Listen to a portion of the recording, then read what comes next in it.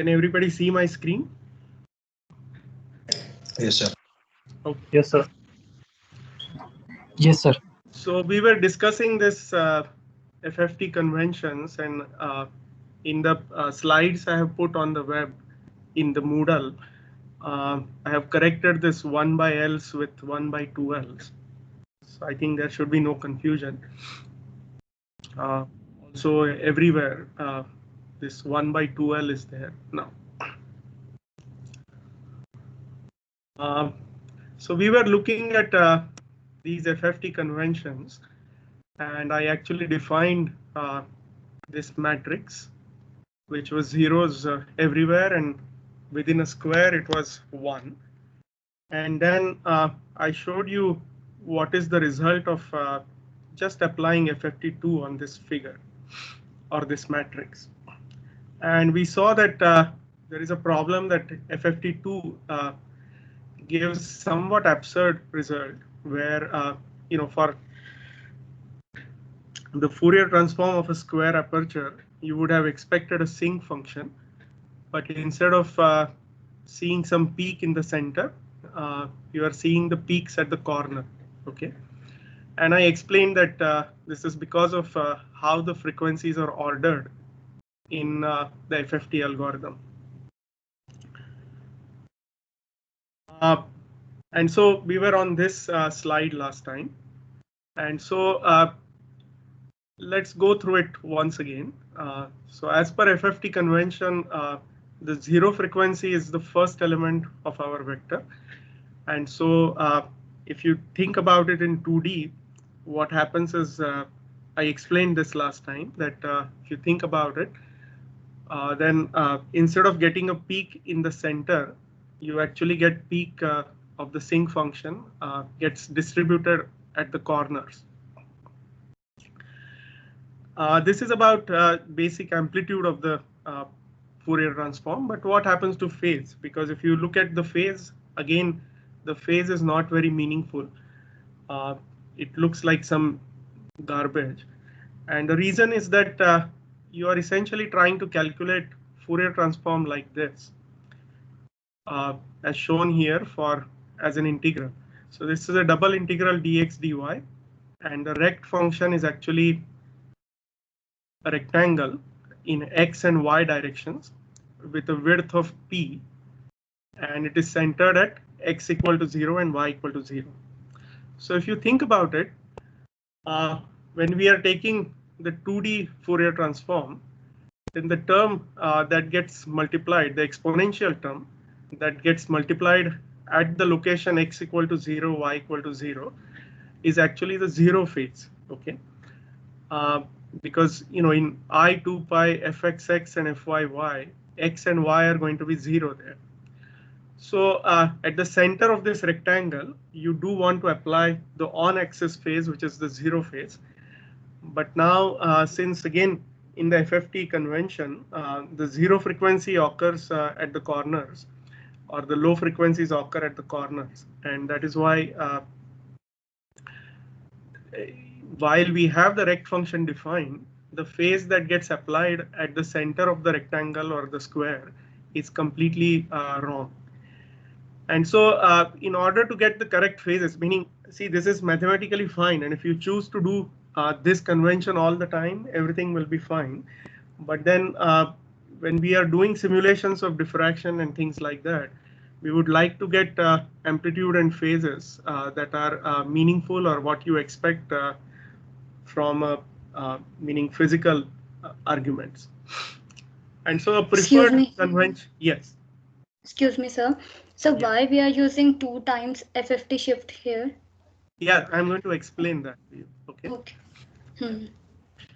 So there are two things here.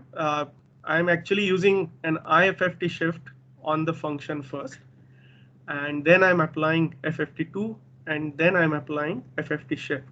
So what IFFT shift does is actually it takes your this image, which is the square aperture image, and it transfers the center to the corners. Okay, so IFFT shift will transfer the center to the corners. Then when you apply FFT2, the right phase factors will be applied to all the pixels. So this integral that I wrote above here, it shows you that these are the phases you want to apply to the rect function. So to get the right phases, you need to actually use this IFFT shift before. Then you take FFT2. But once the FFT2 has been used, the result is such that the zero frequency is again at the corners. So you have to bring it back by swapping the quadrants. And this is accomplished by the FFT shift function. So first you are shifting the center to corners, applying the FFT2 because now the phases in the FFT2 are correct. And since the result of FFT2 is again that the zero frequencies are at the corner, you have to again shift them back so that the zero frequency kind of appears on axis or at the center of the image. And so IFFT shift and FFT shift are essentially same functions. If you have a matrix of size which is odd dimensions, then FFT shift and IFFT shift differ by 1 pixel. But if it is an even dimension matrix, so rows and columns are even numbers, then the FFT shift and IFFT shift are essentially same operations. These are same functions. So the idea is, so if you apply this now, if you do FFT shift, FFT2 and IFFT shift in this sequence, you will see that the amplitude and phase are now making a lot of sense. So absolute value of amplitude is magnitude of the sinc function. This is what you would expect as a diffraction pattern for the square aperture. And if you look at the right hand side, the phase also, you can see that wherever the sinc function has a peak, mostly the phase appears as green, which is close to zero phase, because that is at that location the sinc function is positive. Whereas at the other locations, you see that phase is very close to pi. Okay, I'll tell you why it is sometimes plus pi and sometimes minus pi, but it is very close to pi because that is where the sinc function has negative values, and so the phase of that function should be negative. The reason you get something close to plus minus pi is because after all, when you do this FFT2 in the computer, it is actually a computation, and so it is not an exact evaluation. So although you see that the result is very close, there will be always some small, very small imaginary part. So if you look at the result, capital A, it will have a real part and an imaginary part, where imaginary part will be at the order of the lowest double precision number, like 10 raised to minus 15 or 10 raised to minus 16 or something like that. So it will be almost like a noise, but it can actually have plus or minus signs. And so when you take the argument, which is arctangent, then it might have sometimes plus sign or minus sign. And as a result, you get a plus pi or a minus pi sometimes. So if you want to play with this, then you define a matrix like this. And then what you can do is look at angle of real part of A. So this you can do yourself.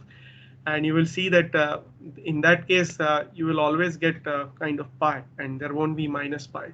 Anyway, plus pi and minus pi is essentially in the complex plane, it is essentially is very similar location. So as long as you are very close to pi, then your result is not bad. But you can see that the phase, compared to this result here, which actually meant nothing, meaning it's complete garbage from the physics point of view, this result is much more sensible and what you would expect. Okay, is this clear to everybody? Yes, sir. Okay. Sir, where to use IFF shift and FF shift? How would we decide which one to use? So the inside part is all. So the inside part is always IFFT shift, and the outside part is FFT shift. So IFFT shift actually is ordering, meaning is taking the function in XY space and prepping it for the right FFT2 application. Okay, and FFT shift is actually taking the frequency result and then bringing the zero frequency back to the center. So FFT shift is always outside and IFFT shift is always inside. And there may be some confusion if you some places in on the net there are blogs where this is not correctly stated, but you should believe me that this is the correct way to do things. So you can do things in different ways, especially this is a problem if you don't follow these conventions correctly. And if you use Fourier transforms in an iterative algorithm where you are doing back and forth transforms, if you don't follow these conventions correctly, then your algorithm may not actually converge. So these are very important ideas. And so this you can try yourself. You can just try angle of real part. This is just for your fun. You can try. And if you want to do inverse FFT now, there is essentially another function called IFFT2. But you see that again, the sequence is same. So first you apply IFFT shift, then you apply IFFT2, and then finally you apply FFT shift. Okay. And so these are conventions you should actually know very well. That if you want to do 2D FFT, the top line capital A is the right way to use 2D FFT. As per the definitions of FFT functions in MATLAB or Python or whatever language you want to use. Anyway, these are also the FFTs are not really scripts inside these languages. These are C libraries taken from FFTW or some Intel libraries. And so essentially these conventions that I'm talking about, they are conventions followed by some standardized libraries that have been around for now decades. So, but we should know how to use them correctly if we are going to use them for optics problems. So let us go to actually, I hope this is clear to everybody. Okay. Yes, sir. So then let us go to the next step of actually applying the angular spectrum framework that we learned for computing diffraction patterns. Okay. So initial part of course, I'm going to show you some codes. Later on, I will not show codes like this, but I think people are still, some people at least are still getting familiar with this programming. And so I'm showing a little bit at a slow pace. Anyway, there is a homework online. It's just a short problem. What I have done is I've put a picture of a fingerprint, and I would like you to, it's actually already put on Moodle. So you can download it on your computer, convert to grayscale. So if you read this image in the in MATLAB or Octave, you will see that there are 3 channels. Although I think all the 3 channels are essentially same in this image. It's a black and white picture. And so you convert it to a 2D matrix by going from color to gray, and then take the 2D FFT of this with the appropriate sequence of functions, this FFT shifts and IFFT shifts. And you will see that there will be a very large value at 0 frequency. So I would suggest you to display log of the amplitude or the log of the absolute value of the Fourier transform, so that on the display your screen generally displays with a 8-bit kind of bit depth. So there are only 256 levels most of the times, and so if you take a log, then your dynamic range of display will be adjusted. And so what I would like you to do is just look at the amplitude of the Fourier transform, and you will see some interesting features there. And I would like you to kind of interpret these features on your own, and just write a short paragraph what you see. There may be a couple of features, and you try to explain why those features are there in the Fourier transform, and then just submit it as so you submit it as a code, figure, and your explanation of what features you see. Okay. Again, it is due next week on Monday, 12th October. So let's go to the angular spectrum computation. And so I'm showing the code a little bit in detail. I'm going to go line by line. So the first thing is actually the pixel size that I'm going to use. This is 5 microns.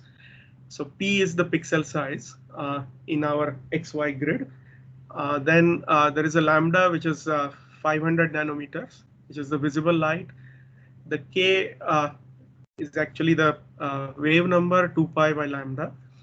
I'm going to compute diffraction at 0.5 meters, so half a meter from the screen. And here I'm showing you how I'm defining this, the mesh grid. The XY, the mesh grid function allows you to define a discrete space of X and Y coordinates. So it will generate two matrices, X and Y, where in the X matrix, different columns will have values from minus 127.5 to plus 127.5, because I'm defining here a 256 cross 256 grid.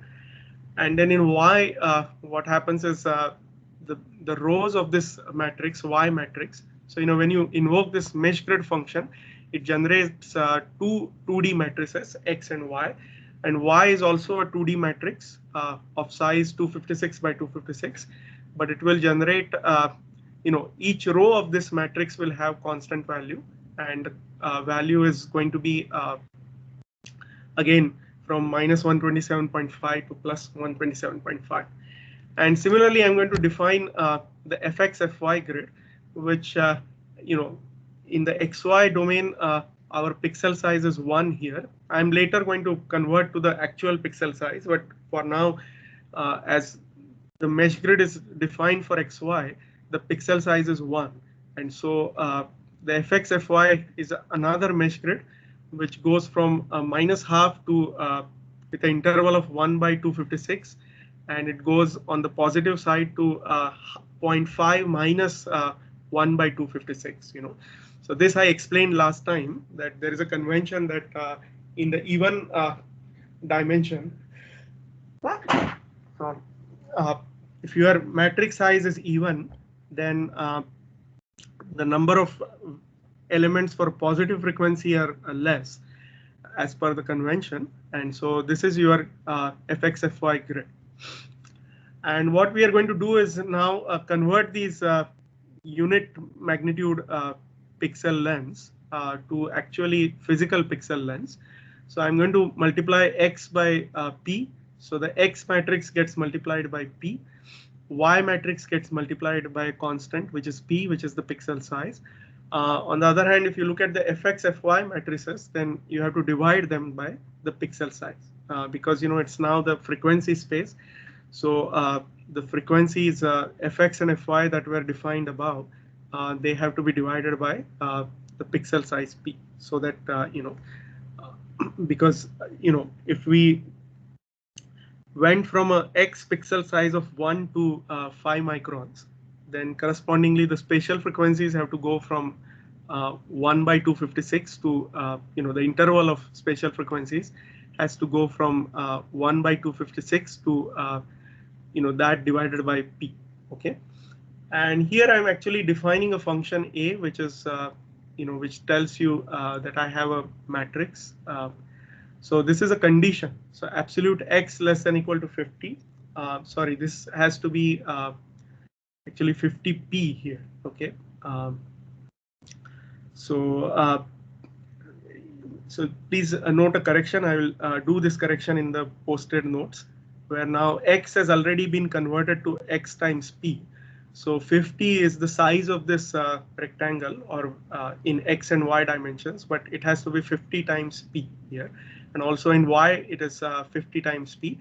So it will actually, this is the first condition, absolute X less than 50p, for example, will be a matrix where the values of X are, absolute value of X is actually less than 50 times P. Whereas in the second, there will be a 2D matrix where absolute value of Y is less than 50p. And so when you do dot multiplication, there will be a square window that will be generated. Okay, is this clear to everybody? How this matrix small a is defined? No, sir. No, so if you take the first bracket, absolute X less than 50. Okay, or it's actually 50 times P. Since you look at, if you look at the X matrix, the way it is defined by mesh grid, its columns are going to have values from minus 127.5p to plus 127.5p. Okay, so there will be a central part where the columns which are following this condition, absolute x less than 50, on both sides of 0, those are the ones which are going to be 1, and other elements will be 0. Whereas if you look at the Y matrix, there will be certain rows at the center, a band of rows at the center where this condition absolute Y less than 50p will be followed, satisfied. And so there are two matrices where in the first matrix, a central band of columns will be 1. Rest of it is 0. In the second condition, you will have a central band of rows, which is 1, and rest of it is 0. And so when you do dot multiplication of this, you will see that only a central square will be 1. The rest of it will be 0. So I encourage you to actually write these codes, see what the first condition generates and what the second condition generates. So see, since X and Y are already matrices of 2 dimensions, the first condition absolute X less than 50 also generates a 2D matrix. Second condition absolute Y less than 50p also generates a 2D matrix. And when you do a dot multiplication, it's another matrix where both the conditions are satisfied. Okay. Sir? Yes. Sir, in this line A is equal to absolute of X and that entire line. So these two matrices, like these two brackets separated by the dot star, yes, they have this binary values 1 and 0, right? Yes. Okay. So that's because of the logical operation we are doing. Yeah, it is a logical operation. So it will only allow zeros or ones. And basically, the first condition is where X is less than 50p. The second condition is where Y is less than 50p. And when you do dot star, it's like a AND operation. And so wherever there is 1 in both the conditions, you will get 1. And otherwise, you will generate 0. Okay.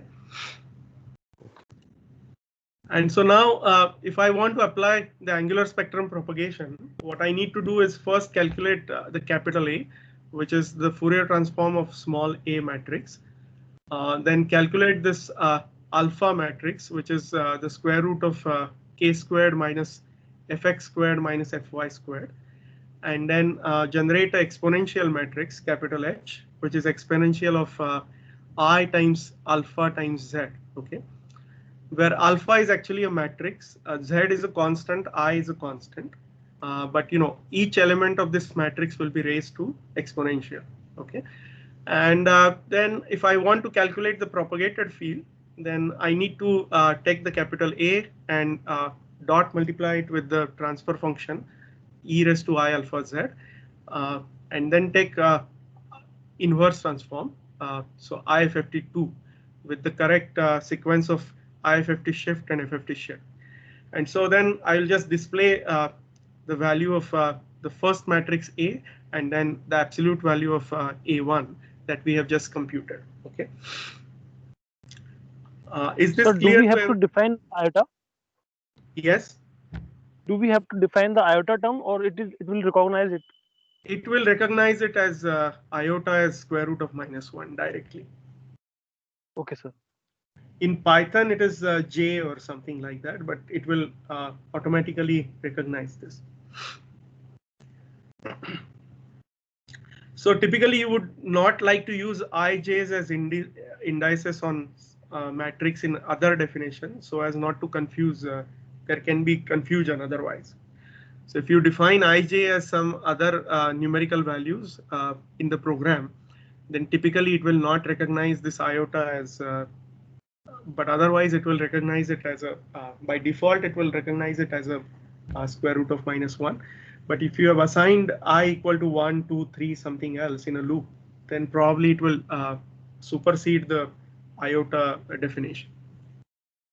Okay, so if you define it as 1i, then it won't. If you define it as 1i, then it won't. Then it is fine. Yeah.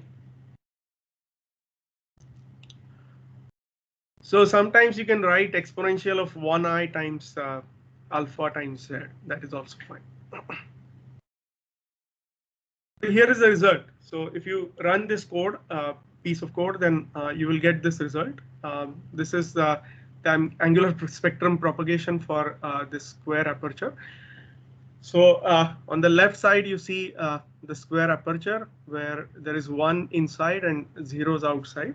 Whereas on the right hand side, you see the diffraction pattern at half meters.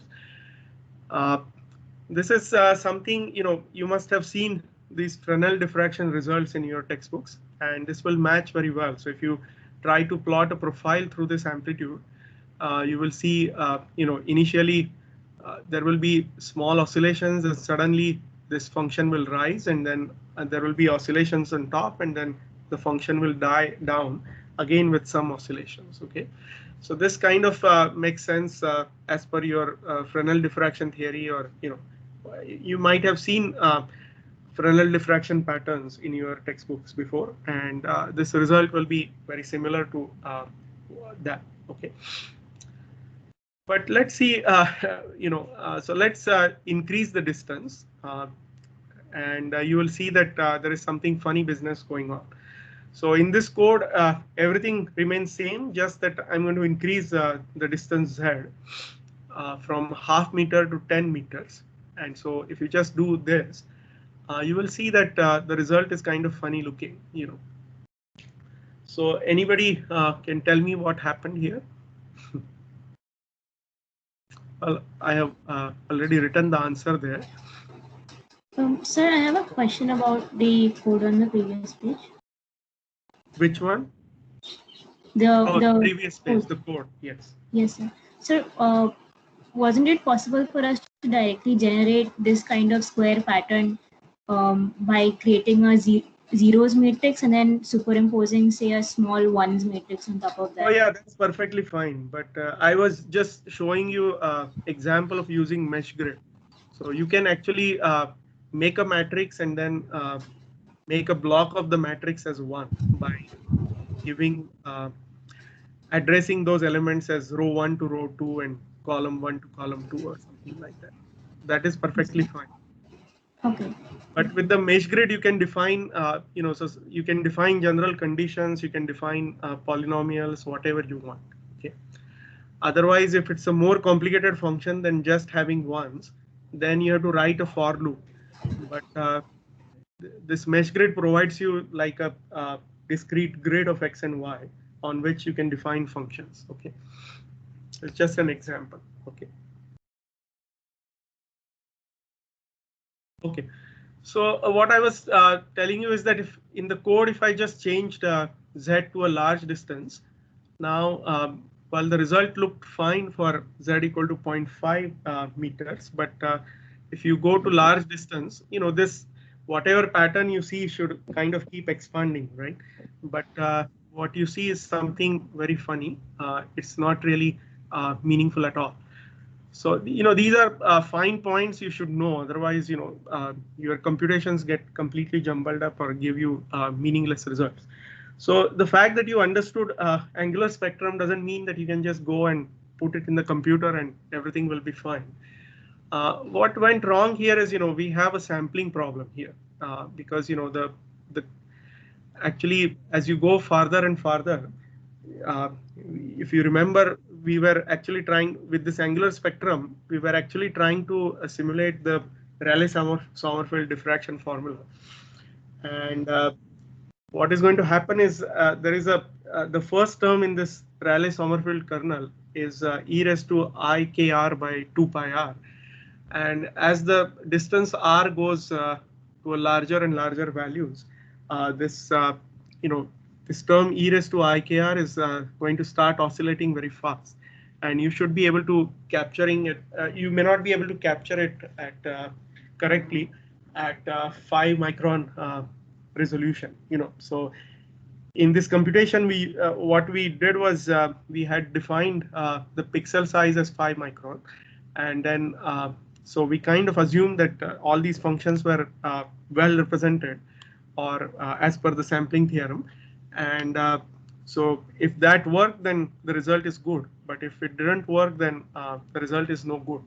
Meaning, well, it will generate something as a garbage, but that result is physically not meaningful. Meaning, if you have this aperture and if you let it diffract to 10 meters, then this is not going to be what you see on axis.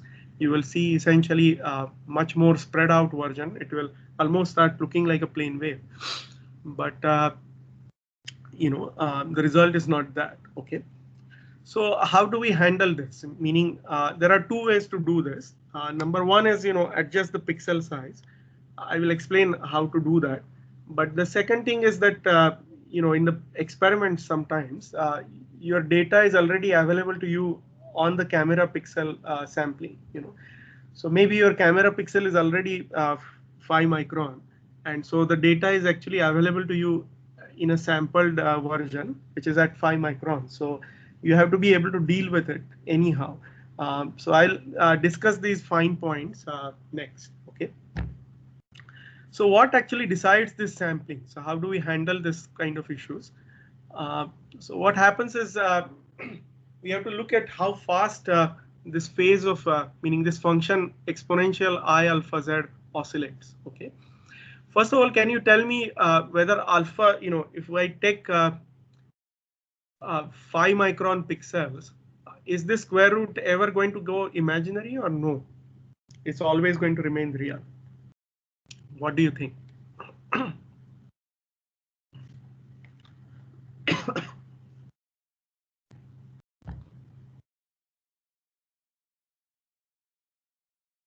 So see, k is going to be 2 pi by lambda. So it is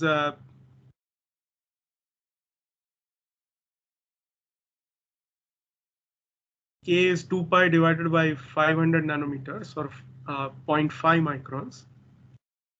Whereas this term 2 pi fx x, so 2 pi fx, for example, what is the largest value it can take? The largest value for fx, as we saw, was 1 by 2p. So if you look at this mesh grid, the fx was defined from minus half to half and then divided by p. Okay. So the largest value that fx can take in magnitude is 1 divided by 2p, isn't it? So on this grid, 2 pi by lambda will always be larger than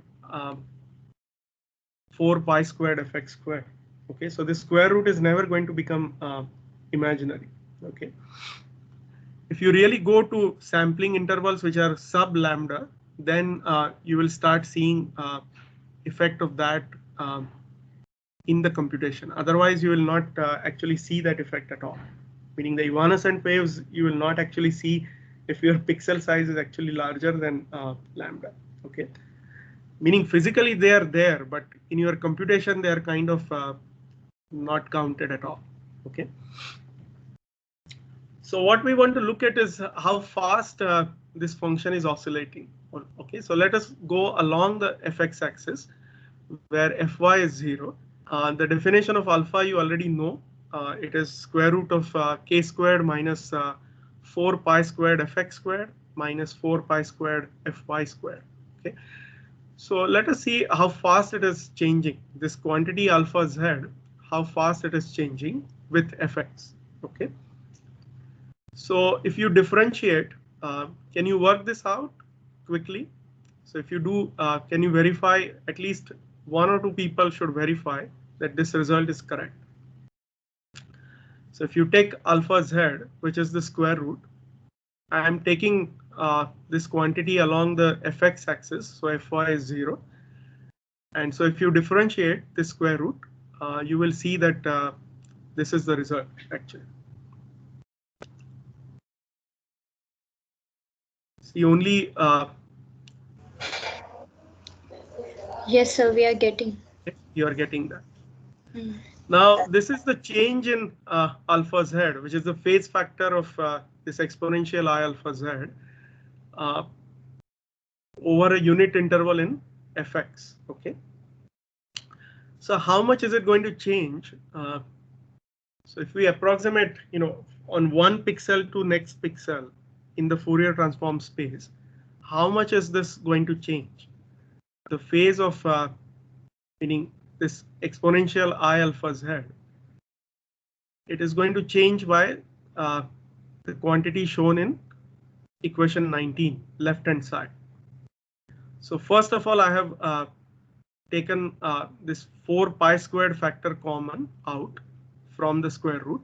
So that gives me 2 pi out of the square root. So that cancels with one of the 2 pi's in the numerator. And then we are now going to look at only magnitudes. So this minus sign doesn't matter. And so 2 pi z fx divided by the square root. This is the rate of change of the phase with fx. And then 1 pixel along the fx axis in the frequency space is actually 1 divided by np. Okay. See, we had in the definition of fx, we had 1 by 256 here, which is 1 by n. And then we again divide this by the sampling interval p. So 1 pixel in frequency space is 1 divided by np. And what we want actually is that this change in phase in 1 pixel has to be less than equal to pi. Okay. Because that tells me that as per Nyquist rate, I have at least 2 samples per cycle of this e raised to I alpha z, locally at least. Okay. So e raised to I alpha z is going to oscillate along fx axis, and what we want to make sure is that there are at least 2 samples per cycle of this oscillations in e raised to I alpha z, because that is as per the Nyquist rate. And so change in phase should be less than equal to pi, because in one cycle the change in phase will be 2 pi. And so when we look at 1 pixel shift in the fx space along the fx axis, this is going to be change in e raised to I alpha z, meaning the phase of e raised to I alpha z approximately. And so what I'm doing here is saying that my phase change should be less than pi. And so if I try to look at this, I'm going to try to work this out, meaning you can expand this square root and everything. And what you find is you will get a condition on fx. Okay. Can you work it out quickly?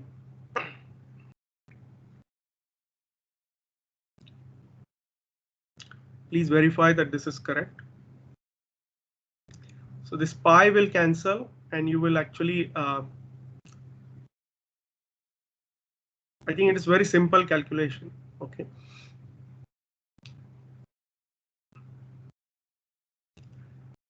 So what you want is, you want only those fx's to count where the value of fx is actually less than this 1 by lambda times 1 by the square root.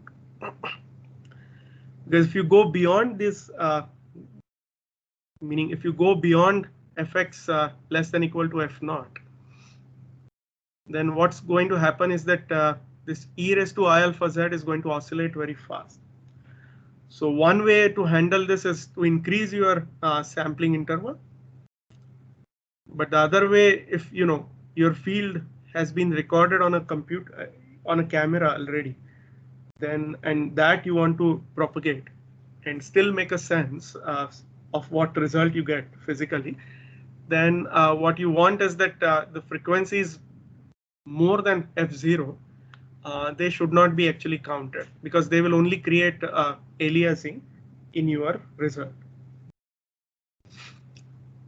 So you can now define this low pass filter, which is low pass fx fy is equal to 1, where you can define it over a circle like this, or you can define it over along 2 dimensions. I'm just showing you over a circle.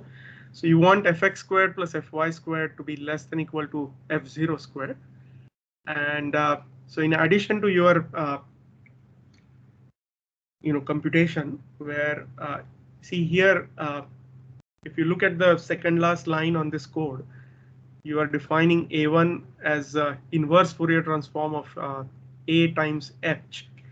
But now to satisfy the sampling condition, you should also you should also multiply this product A times H by another term, which is this low pass filter. This low pass filter has been added here only so that your oscillations in the transfer function e raised to I alpha z are sampled as per the Nyquist rate. Okay. Is this clear to everybody?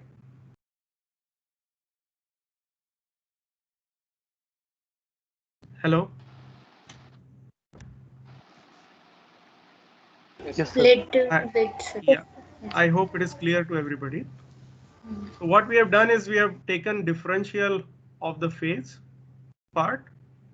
We have multiplied it by one, the interval in the frequency space, and we have said that this change in phase in a pixel can be at most pi. This tells me that this gives me this condition where there will be a largest fx which will still actually satisfy this condition. The frequencies beyond this will actually have aliasing problem, and so we can define this low pass filter which blocks all the higher frequencies because they are going to generate garbage in your result. And so if you go next, Sir. Yes. Sir, could you explain again why we want the phase change to be less than equal to pi? Okay. So in the last lecture, I told you something about the sampling theorem. Okay. Do you remember that? So Yes, sir. if the so the way the sampling theorem was defined was that if the signal had highest spatial frequency, of plus b or minus b, in magnitude.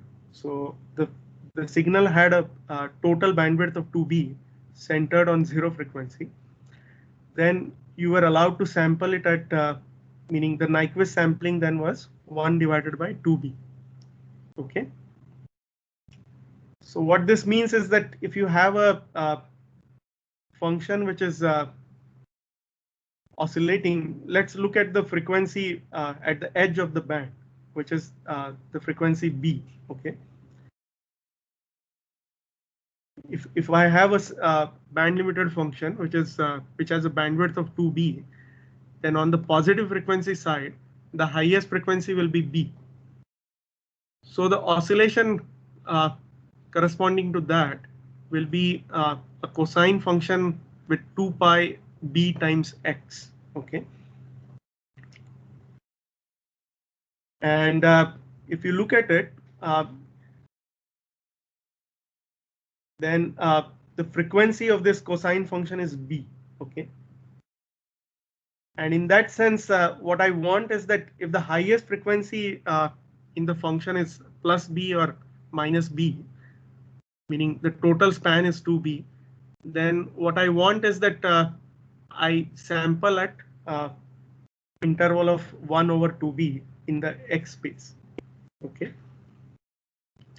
So what does this mean? That in one cycle of the highest frequency in the signal, I actually want 2 samples. That is the Nyquist rate. Okay. Do you get that or no? Yes, sir. Okay, so try to look at the sampling formula again, where depending on what is the highest frequency span, the sampling interval is decided. So what it means is if you have an oscillatory function, then locally at least I need to have 2 samples within one oscillation, one complete oscillation. And so one complete oscillation means a phase change of 2 pi in a cosine or exponential oscillating function. And so what I want is that in one pixel, the phase change should be less than pi. Okay, so that I have at least 2 samples per oscillation. Okay. So what we are doing is, so here you see that in this condition, the rate of change of the phase alpha z is actually dependent on fx, and that is why you are able to get an fx value where the phase change will be exactly pi per pixel, and so that is just at the boundary of your Nyquist condition. So if you have frequencies that are higher than this in your signal, then they are not actually sampled correctly. Okay. So now if you apply this kind of filter on it, so this discussion of the low pass filter is actually taken from a paper by Shimobaba in Optics Express in 2009. I have given a reference there. This paper should be downloadable from everywhere, but I can put a copy of this on Moodle. But you can just search this paper, Optics Express volume 17, page 19662 in 2009. And so the propagated field amplitude, if you apply this low pass filter, is nearly constant. Actually, initially, when we just applied it at z equal to 10, the code actually gave you something that was not quite correct. It had all these aliasing artifacts. But as you know that the result should be that this pattern that you see at ½ meter, that should kind of keep expanding, and it will almost look like a plane wave at 10 meters, at least over this interval, the 256 by 256 pixel interval. Over that, your diffraction pattern should be almost constant practically. So that is what you get in the computation. There is a very low, meaning almost imperceptible kind of variation in this function. It is nearly constant. So if you think about where the first minima of this diffraction pattern will occur, if you go to 10 meters, it is approximately going to be at lambda z divided by, sorry, this is not 31, this is 100. So it is going to be about 1 centimeter. Sorry, so I have to correct this check thing. So I have to calculate it at lambda z divided by 100p, and that is going to be much larger than the computational window. See, the computational window is still 256 times p, and this lambda z divided by the aperture size is actually going to be much larger, and you will see that that is why the result is now nearly a constant function. Okay, because now it is going to be some sort of a diffraction pattern, and the computational window is sitting right at the center of the main lobe of the diffraction pattern, and so the result you get computationally now is nearly a constant value. Okay, so these are fine points. You can try this yourself, and you will actually understand this more and more. Is this clear to everybody why we got nearly constant result after applying the spatial filter, the low pass filter? Because now the effect of aliasing was not there, and essentially only those frequencies which mattered, they were present in the result.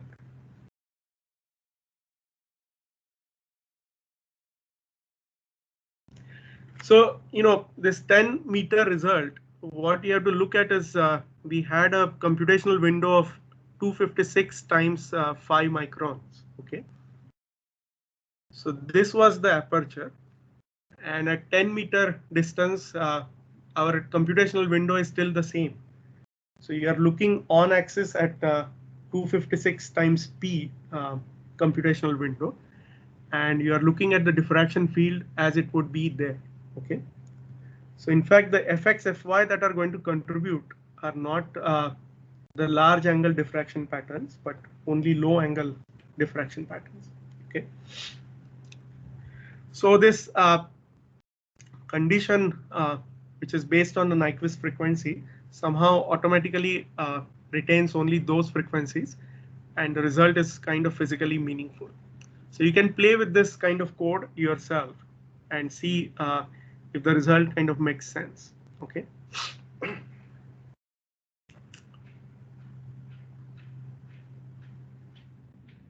So let's move on to the next topic. I'll just quickly go over. Maybe I'm already a little bit over time, but I want to, or maybe I'm already over time. So let's not go here. We will go to lens as a Fourier transform next time. Do you have any questions on this material so far? Excuse me, sir. Yeah. Sir, as you said that for a single pixel, there would be a phase change of pi. So in one complete cycle, there would be a phase change of 2 pi. So there will be 2 pixels in one complete cycle. Not everywhere, only at the edge of this filter. See, this change is actually fx dependent, isn't it? So yes, sir. Near the fx equal to 0, the oscillations are slow. But as you go away from fx equal to 0, these oscillations start getting faster and faster. Okay. Yes, sir. Yes. So wherever this condition fx equal to f0 is satisfied, that is where you are exactly at the border of this Nyquist limit. Where 1 pixel is going to have pi phase shift. Okay. Okay, sir. Yeah. So you can imagine a function which is this cosine of alpha z, where initially the cosine is changing slowly, but as you go away from the point fx equal to 0, the cosine will start oscillating very fast. And there is a limit based on our pixel size, and so the calculation for f0 actually involves the pixel size, how many pixels you have in the computational window, and also the distance that you are propagating to. Okay, so depending on the distance, this the filter will actually change. Okay. Now, if you are very close, then the filter may not have much effect. But as you go farther and farther, the filter will start making much more of an effect. Okay. Okay. Because the f0 actually depends on z. Okay. For the same sampling interval, as z is increased, the highest frequency f0 that satisfies the Nyquist criterion is getting. Okay. Okay.